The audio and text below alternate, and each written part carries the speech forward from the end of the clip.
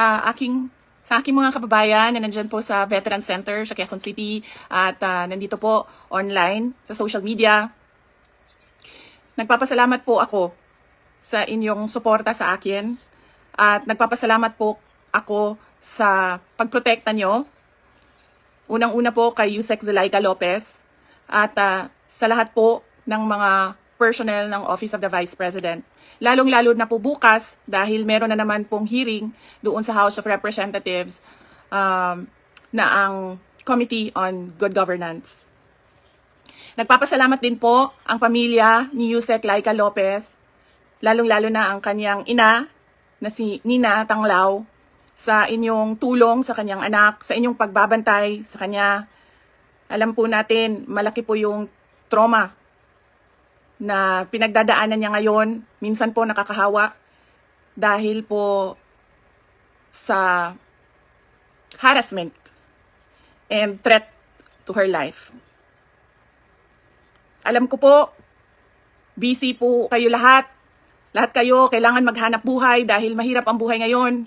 Pero nandyan kayo para magpakita at magbigay ng suporta sa akin at sa opisina ng Vice President.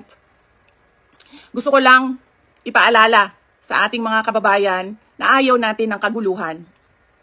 Na tayo ay may karapatan sa peaceful assembly at tayo ay may karapatan na magsalita kung ano yung nararamdaman natin at gusto nating makita mula sa ating gobyerno.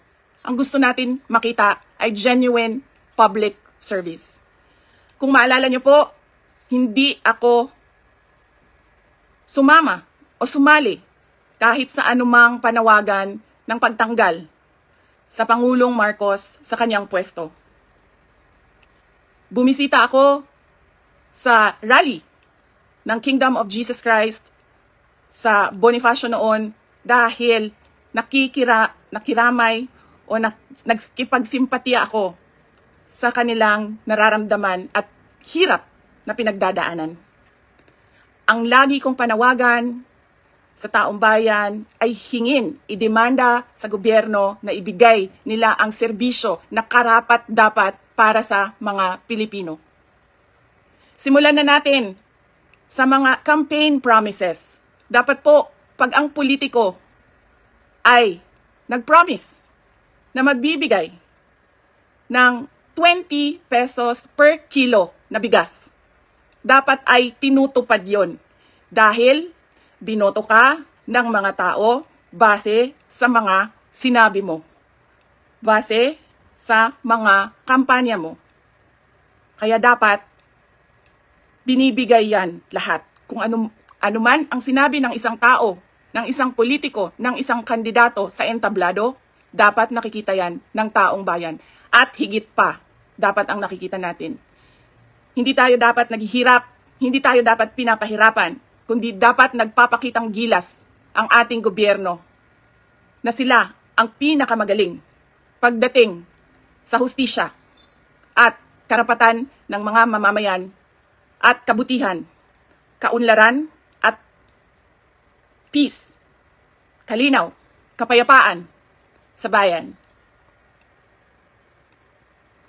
Ulitin ko, dapat hinihingi natin sa ating pamahalaan ang karapat-dapat para sa isang maunlad at mapayapang lipunan. Mga kababayan, nararamdaman ko kung ano yung matagal nyo nang nararamdaman. Sinubukan ko na magtrabaho ng maayos sa Department of Education dahil yun naman ang aking pangako sa inyo. Ginamit ko ang pangalan ko, Sara Duterte, Inday Sara Duterte. Sabi ko sa inyo, trabaho, edukasyon, mapayapang pamumuhay. Pero anong nangyari? Binastos ang budget, ang Department of Education. Hindi ko na kailangan magbigay ng ebidensya. Nakikita nyo sa General Appropriations Act, simula sa NEP, papunta sa GAB, papunta sa BICAM, papunta sa batas. Nakikita natin yon. Dapat hinihingi natin na matino ang mga namumuno sa atin. Sinabi nila, ako daw ay krung-krung. Ako daw ay baliw. Ako daw ay wala sa tamang pag-iisip. Ano bang sabi ko sa inyong lahat? Psychological test, kahit ano yan, neuropsychiatric test, kahit anong pang test yan. Gagawin ko yan. Dagdagan ko pa ng drug test. Pero dapat, magpa-drug test ang lahat ng mga nagtatrabaho sa Office of the President, sa Office of the Vice President, sa lahat ng opisina ng Senado, sa lahat ng opisina ng House of Representatives, sa lahat ng departamento ng ating bayan, ng ating pamahalaan. 'Di ba? Ano pang test ang gusto niyong idagdag ko? Wala na kayong mapuna sa akin. Pinagtatakpan ninyo ang mga kakulangan ng pamahalaan. Ako ang ginagawa ninyong punching bag para hindi napapansin, nakikita, naririnig ng mga tao ang kalokohan, ang korupsyon, at ang katiwalian na ginagawa sa gobyerno. Magpa-drug test tayong lahat sa harap ng taong bayan.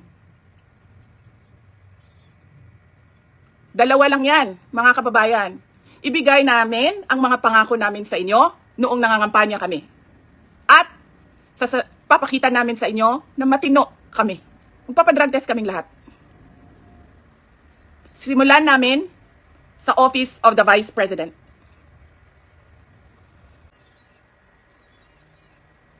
Ayaw nila tayo tigilan dahil hindi tayo sumusunod sa kanila. Hindi tayo nabibili ng pera. Ano pa ba ang kailangan ng isang taong sanay na sa hirap na wala na siyang ibang alam kundi ang maging mahirap dahil hindi niya nakikita ang hustisya mula sa gobyerno? Mabibili mo pa ba yan? Hindi na. Dahil ang tao sanay sa hirap. At mali yun. Mali yun. Na ang taong bayan ay naghihirap.